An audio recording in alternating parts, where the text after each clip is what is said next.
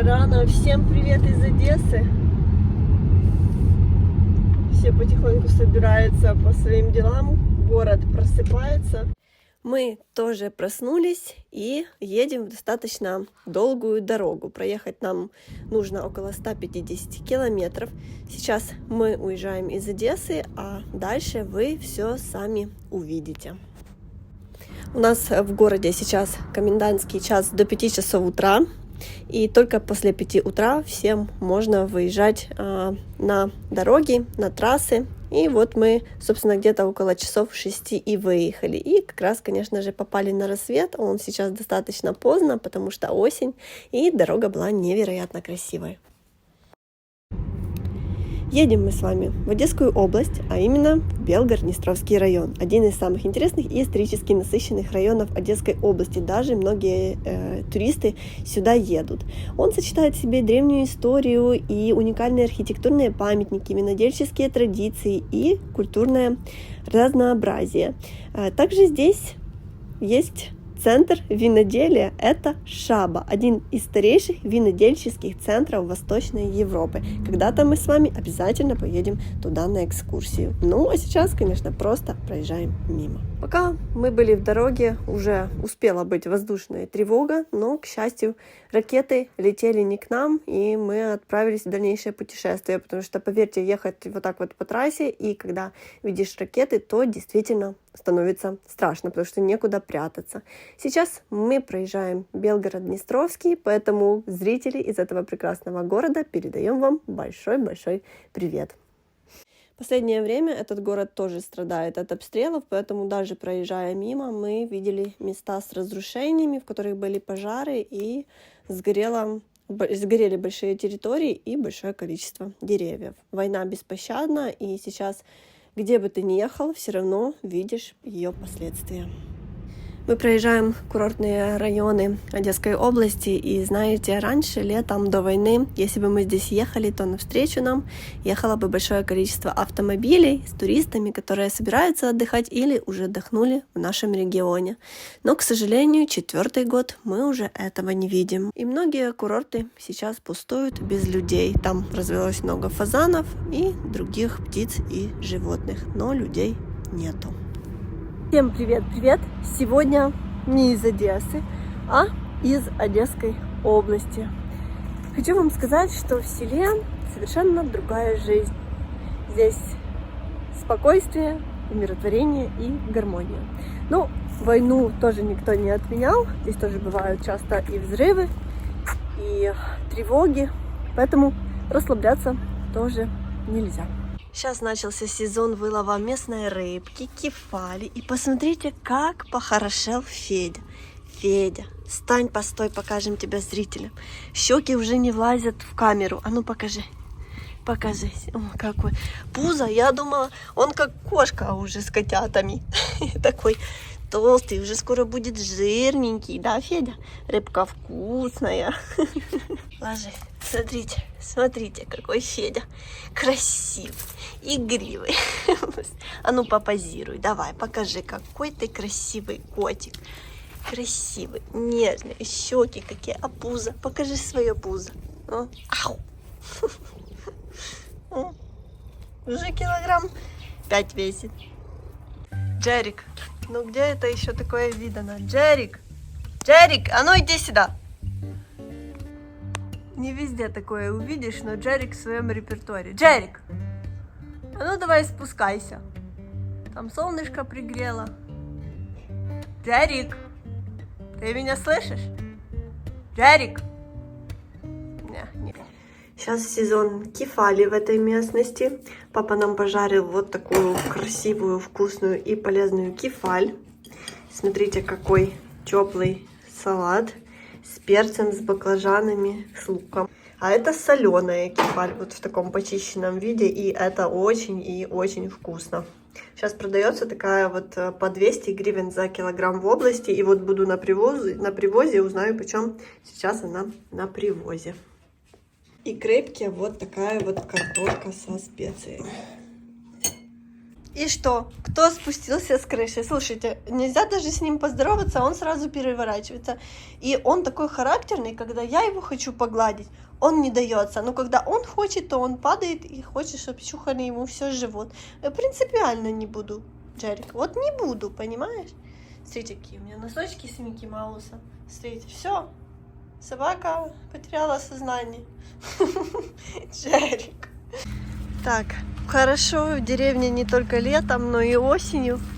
Смотрите, игрушки есть. Ну, правда, дерево маленькое. Игрушек всего пару штучек. Несколько штучек. Вот, самое красивое. Ну, как вы видите, они не очень крупные. Маленькие. Ну, засуха была, можно понять. Так, и айва. О, смотрите, божья коровка.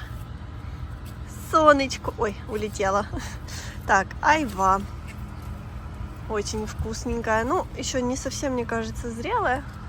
Но в Одессу все-таки хочется пару штучек забрать. Это вкусно, особенно вкусно. Мама когда-то всегда варила джем с айвы. Просто потрясающая штука.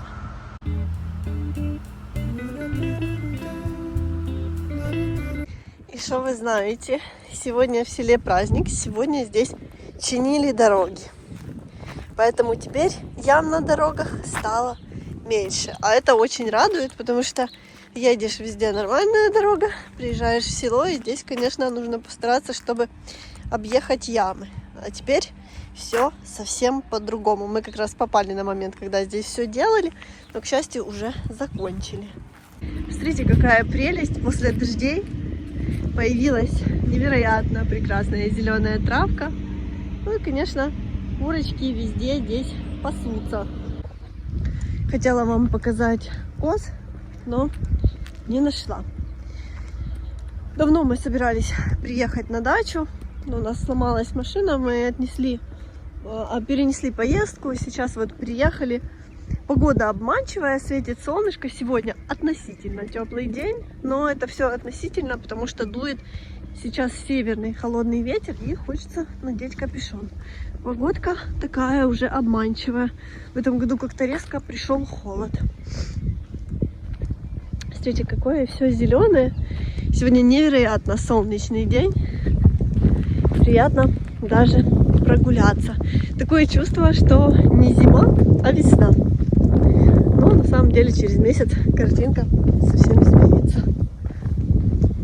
Сейчас покажу вам стадион в селе, какой здесь есть. Очень часто на нем бегают дети, а вон даже кто-то сейчас есть. Есть где позаниматься спортом. Здесь есть спортивная площадка. В Одессе тоже в парках есть подобные площадки, подобные тренажеры, на которых люди могут абсолютно бесплатно немного позаниматься спортом. Сейчас покажу вам, как это выглядит. Такое вот употребление ноги. Да, вот так вот и качаешься. Вот так. Я хорошо пообедала, можно позаниматься. Опа. Вот. Сейчас вам покажу, как сейчас живет украинское село в Одесской области. У нас достаточно богатая область, достаточно богатый регион Украины, потому что у нас туризм, у нас сельское хозяйство. Но, тем не менее, в селах сейчас все чаще и чаще люди уезжают, особенно молодежь. Вот многие мои знакомые уехали за границу из-за войны и еще до сих пор не вернулись. И даже, вы знаете, не с кем вот так приезжаешь поговорить «здравствуйте», потому что многие уехали в поисках лучшей жизни, мало работы, маленькие зарплаты, и каждый хочет хорошо жить. И самое главное — война. Война, ракеты. Страшно, опасно. Все выезжают. И практически никто сейчас не возвращается, потому что многие выезжают со своими детками. Кто-то уже там, не знаю, женился, вышел замуж, нашел хорошую работу. Все-таки, когда началась война, многие ехали на 2 недели, на месяц пересидеть и вернуться домой.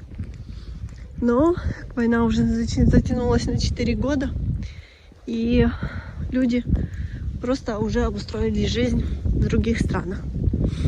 Села сейчас на грани. Многие люди молодые уезжают, а пожилые просто-напросто умирают. И как только дом становится пустынным, его сразу обворовывают, выбивают окна, он разрушается.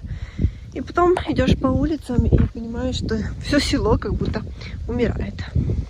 Осень такая красивая, все такое яркое. Посмотрите, какие курочки на фоне желтых листьев. У всех они какие-то прям вот эти вот породистые. Смотрите, с лапками пушистыми. А вот петух какой красивый. Есть старые дома, но есть и новые домики. Люди себя построили. И такие домики, конечно, украшают село. Прелесть. Здесь есть озеро, полезное своими грязями и целебной водой. И вот прямо у его берегов пасутся индюки. Смотрите, как их много. Кто-то прям разводит хозяйство такое. Сейчас подойду ближе. Молодое поколение индюков. Не знаю, они мне на вид не очень нравятся. Такие наглые и сжирают все. Я больше люблю вот уток. Смотрите, какая утка классная. Но она, по-моему, здесь только одна. Нет, не одна. Вот нет. Это, не знаю, инда-утка. Нет, какая-то породистая, красивая. Необычная. Они, когда маленькие, очень милые. Пришла с вами на лиман, на озеро и просто в шоке от увиденного. Посмотрите, совершенно нету воды. Она ушла очень далеко от берега. И, конечно, хочется пройтись по мостику и дойти до воды, показать вам ее поближе. Здесь буквально весной воды было так много, что она доходила практически до верха мостика. А сейчас, посмотрите, идешь просто по мосту, и дно абсолютно сухое. Я сейчас чуть дальше хочу спуститься и просто пойти пешком по дну. Думаю, здесь достаточно безопасно. Лиман этот действительно целебный, ропа в лимане и грязи лечат от многих болезней, и когда-то здесь были даже недалеко грязи лечебницы, но, к сожалению, со временем они разрушились, а новые так никто и не построил. Всем привет! Смотрите, я только дошла до воды, здесь мелко, и чтобы летом искупаться, я представляю, куда нужно идти. Сейчас потрогаем с вами немножко водичку, она здесь очень соленая, но, конечно, не такая, как в Куяльнике. Здесь мелко, поэтому вода, конечно, холодная. Смотрите, маленькие волны такие. Класс. Штормит лиман. Видите, как рушатся дома? Слушайте, сегодня прям такая тишина. Но, в принципе, в селе живет это много людей. Но я не знаю, куда они делись. То ли похолодало, то ли у всех много работы, много дел. И люди не ходят. Вот в этом году холодная, но красивая осень. У нас было бесконечно облачно. Но сейчас как-то вышло солнце и захотелось жить. И самое главное, на солнышке безумно приятно сидеть. Но как только начинается северный ветер, то удовольствие, хочу вам сказать, еще то. Кто тут так сладко спит на заборе. Очень удобно. Просто очень удобно. И люди стараются, везде очень чисто. Везде цветочки. Красота. Собачка на цепи. Хорошо собачкам, которые на свободе. Городские собаки на цепях не сидят. А сельским, конечно, не так повезло. Вот они и злые, как это. Мы очень любим шиповник, но в этом году из-за засухи, посмотрите, это просто его подобие. Он очень мелкий, и его практически нет. В наших планах было пособирать немного на чаек, но никак не получится, потому что нечего, собственно, и собирать. Чисто шиповник доходяга. Так, вот уже костер, а это значит, скоро будет что-то очень и очень вкусное. Так жареное мясо. Вот такая красота у нас будет. К сожалению, Ира не приехала. Мы очень хотели шашлыка, но буду есть горячий только я. А вот такой аппетитный и сочный шашлык нам пожарил папа. И в такую холодную погоду это как раз то, что нужно. Жаль, камера не передает аромат этого деликатеса. Сейчас вам покажу быстренько, как выглядит осенний огород. Все, ничего. И пошли немного дожди. Летом была засуха, вот. Выросла немножко зеленая травка. Все, на огороде, в принципе, больше, по-моему, ничего не найти. Так, помидоры, ну, вы понимаете. О, можно найти помидорки. Еще до сих пор. Но они уже, знаете, вот такие засушенные. Так, на огороде есть айва. Ой, какая-то она или зеленая. Да, она еще совсем зеленая. Совсем зеленая. Должна быть вот такая, но из-за засухи, видите, какая мелкая. Так, вырвала помидоры. Сейчас быстро с вами заманим курочек, чтобы на них посмотреть. А ну, курочки, нападаем. Хитрые курочки. Не хотят они так сильно нападать. Давай, иди сюда. Курица. О, слышите, кто-то рыбу свежую продает. Интересно, какую. Я нашла лук на огороде, видите? Зеленый. Знаете, что я обнаружила? Мы весной, когда сюда приезжали, Ира очень любит что-то делать на огороде. Она прорывала морковку. Смотрите, солнышко бежит. Прорывала эту морковку. Летом она не выросла. Ну вот сейчас, середина октября, выросла морковка. Понятное дело, что... посмотрите, там даже прям реальная морковочка есть. Будет урожай. Все. Ира, ты хоть и не приехала, но посмотри, результаты твоих трудов не прошли зря. Сейчас я одну вырву. Посмотрим, что тут за морковь. Ого! Ого! Это серьезно. Сельский труд, он сразу оправдан. Ну, такая мягкая, видно. Федя. 17 октября день рождения у замечательного человека, у моего любимого крестного Николая Ивановича. Николай Иванович, мы от всех нас поздравляем вас с днем рождения, желаем вам крепкого здоровья, счастья, благополучия, успехов во всех начинаниях, мира, добра и, конечно же, исполнения всех ваших желаний. Пусть у вас и у вашей семьи все будет хорошо. Вот так сегодня живет село в Одесской области. До встречи в следующем видео. Пока-пока.